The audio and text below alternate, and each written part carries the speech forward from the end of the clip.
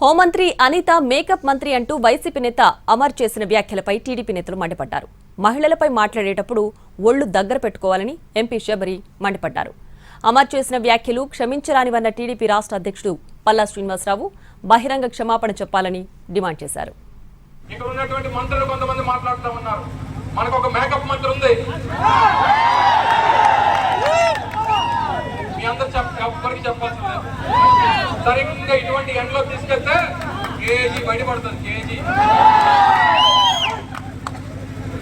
పుట్టి పెట్టవచ్చు, మనం గోళ్ళ పుట్టి పెట్టుకోవచ్చు. ఆవిడ మాట్లాడుతుంది. ఆయన హోంమంత్రి గారి మీద విమర్శ చేస్తూ ఆవిడకి కేజీ ఉంటుంది, కేజీ రాసుకొని ముఖానికి పూసుకొని వస్తుందని ఒక విమర్శ చేశారు. అది చాలా తప్పుడు విధానం. అది బేషరతుగా కూడా క్షమాపణ చెప్పాలి మహిళా లోకానికి. మహిళ అందం పైన, మహిళ తయారయ్యే విధానం పైన తను మేకప్ వేసుకుంటుందనే మాటల మీద చాలా బాధ కలిగించినటువంటి విషయాలు ఇవి. ఎవరండి ఎవరో అమర్నాథ్ అంట. ఎవరు ఆయన? 5 సంవత్సరాలు ఆయన ఐటీ మినిస్టర్ గా ఉన్నప్పుడు ఒక సంస్థ తీసుకొచ్చాడా? అక్కడ దావోస్ కి పోతే మాకు చలి అందుకే పోలేము అన్నోడు ఈ రోజు మహిళల గురించి మాట్లాడతాడు. ఇంట్లో మహిళలు లేరా? వాళ్ళ ఇంట్లో భార్య లేదా? లేకపోతే పిల్లలు లేరా? కూతుర్లు లేరా? ఎట్లా మాట్లాడతారండి ఆయన?